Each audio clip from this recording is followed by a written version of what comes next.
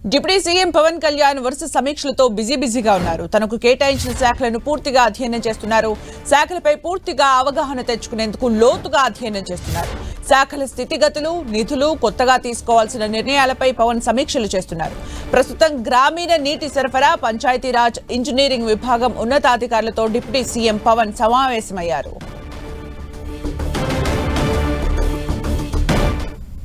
మరిన్ని అప్డేట్స్ మా ప్రతినిధి దుర్గా అందిస్తారు. Durga,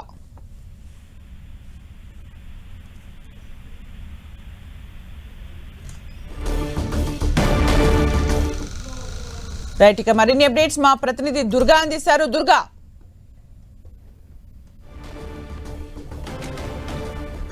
AP deputy CM Pawan Kalyan గ్రామీణ నీటి సరఫరా, పంచాయతీ రాజ్, ఇంజనీరింగ్ విభాగంతో సమీక్ష నిర్వహిస్తున్నారు. ఉన్నతాధికారులతో వరుసగా డిప్యూటీ సీఎం పవన్ కళ్యాణ్ సమీక్షలు నిర్వహిస్తున్నారు. అన్ని శాఖల్లో పూర్తిగా లోతుగా అవగాహన కల్పించుకునే విధంగా ఈ సమీక్షలు నిర్వహిస్తున్నారు. మరిన్ని అప్డేట్స్ మా ప్రతినిధి దుర్గా అందిస్తారు. దుర్గా,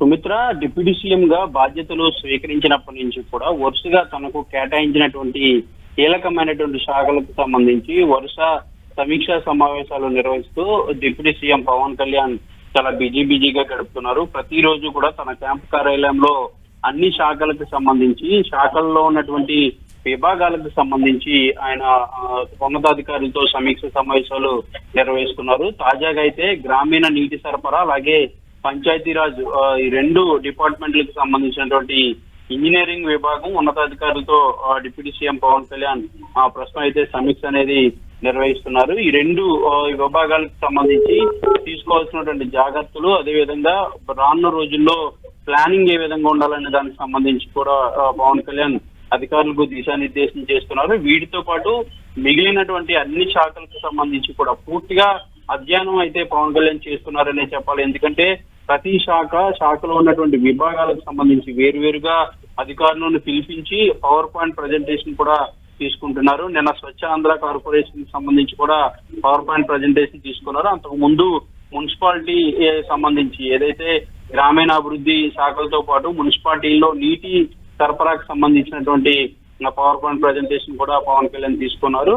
పూర్తిగా తనకు కేటాయించినటువంటి శాఖలను అధ్యయనం చేసి ఆ శాఖల స్థితిగతులు అనేవి తెలుసుకోవడంతో పాటు నిధుల కేటాయింపు, అలాగే నిధులు ఖర్చుకు సంబంధించి లేదంటే నిధుల మళ్లింపుకు సంబంధించి వీటన్నిటి విషయాలు కూడా చాలా క్లియర్ గా పవన్ కళ్యాణ్ తెలుసుకుంటున్నారు. తెలుసుకున్న తర్వాత శాఖల పైన పూర్తిగా గ్రిప్ తెచ్చుకుని శాఖలను అధ్యయనం చేసిన తర్వాత కొత్త నిర్ణయాలు తనదైన స్థాయిలో తీసుకోవాల్సినటువంటి కొత్త సంస్కరణలు కానీ కొత్త చర్యలు కానీ తీసుకునేందుకు పవన్ కళ్యాణ్ ఇప్పటికే ఒక నిర్ణయానికి వచ్చినట్టుగా మనకి సమాచారం ఉంది. ఇందులో భాగంగానే ప్రతి శాఖకు సంబంధించినటువంటి సుదీర్ఘ అధ్యయనం అయితే పవన్ కళ్యాణ్ చేస్తున్నారు. ప్రస్తుతం అయితే నీటి సరఫరా, గ్రామీణ నీటి సరఫరాకు సంబంధించి అలాగే పంచాయతీరాజ్ సంబంధించినటువంటి ఇంజనీరింగ్ విభాగంతో పవన్ కళ్యాణ్ సమావేశం అయ్యారు. వాళ్ళందరి దగ్గర నుంచి కూడా ఆ విభాగానికి సంబంధించినటువంటి పనితీరు ఏంటి, ఆ విభాగం ద్వారా చేస్తున్నటువంటి కార్యక్రమాలు ఏంటి, ఇప్పుడు ప్రోగ్రెస్ ఏ విధంగా ఉంది, ముఖ్యంగా గ్రామీణ ప్రాంతాల్లో నీటి సరఫరాకు సంబంధించినటువంటి, ఎందుకంటే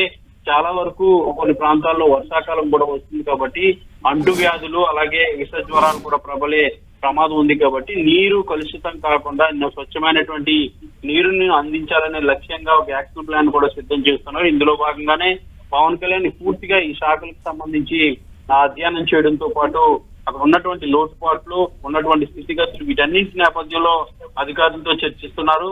ఇప్పటికే గ్రామీణ ఉపాధి హామీ పథకానికి సంబంధించి కూడా గతంలోనే ఇదే విధంగా అన్ని విభాగాలకు సంబంధించి ఇంజనీరింగ్ విభాగం, శ్వాసల నీటి విభాగం, అన్ని విభాగాలకు సంబంధించి కూడా సుదీర్ఘంగా సమీక్షా సమావేశాలు నిర్వహించి వాటన్నింటికి సంబంధించి పూర్తి అధ్యయనం చేసినటువంటి పవన్ కళ్యాణ్ నిధుల దుర్వినియోగంపై కూడా అధికారులు చర్యలు తీసుకోవాలంటూ కూడా ఆదేశాలు జారీ చేయడం జరిగింది. ఇక అటవీ శాఖకు సంబంధించి, పర్యావరణ శాఖలకు సంబంధించి రెండు శాఖలకు సంబంధించి కూడా పవన్ కళ్యాణ్ ఫోకస్ పెట్టారు. అడవులు ఎక్కడైనా అక్కడ నరికివేయడం కానీ ఆక్రమణకు కానీ గురైతే ఖచ్చితంగా వాళ్ళపైన చర్యలు తీసుకోవాలి. దాంతో పాటు పర్యావరణానికి ఇబ్బంది కలిగించే కార్యక్రమాలు ఎవరైనా చేసినట్లయితే కొన్ని సంస్థలకు సంబంధించి, ఫ్యాక్టరీలకు సంబంధించి పర్యావరణ నియమ నిబంధనలు ఖచ్చితంగా ఫాలో అవ్వాలనేది ఒక ఆదేశాలు కూడా ఇప్పటికే పవన్ కళ్యాణ్ జారీ చేసినటువంటి నేపథ్యంలో ఆ శాఖలకు సంబంధించి కూడా ఇప్పటికే అధికారులతో సమీక్ష సమావేశాలు నిర్వహించారు. ఇలా వరుసగా తనకు కేటాయించినటువంటి శాఖలపై అధ్యయనం చేస్తూ శాఖలపై పూర్తి స్థాయిలో పట్టు సాధించి కొత్త నిర్ణయాలు తీసుకునేందుకు పవన్ కళ్యాణ్ అడుగులు వేస్తున్నారని చెప్పొచ్చు సుమిత్ర. అంటే దుర్గా పదవీ బాధ్యతలు స్వీకరించినప్పటి నుంచి కూడా పవన్ కళ్యాణ్ చాలా వినూత్నంగా తనదైన స్టైల్లో వర్కింగ్ చేసుకుంటూ వెళ్ళిపోతున్నారు. ఇప్పుడు అధికారులతో సమీక్షలు నిర్వహిస్తున్నారు. ఇప్పుడు ఏవైతే శాఖలు కేటాయించారో పూర్తిగా అధ్యయనం చేస్తున్న సందర్భంలో ఈ సమీక్షలన్నీ జరిగిపోయిన తర్వాత భారీ మార్పులు మనము ఎక్స్పెక్ట్ చేయొచ్చా ఈ శాఖల్లో?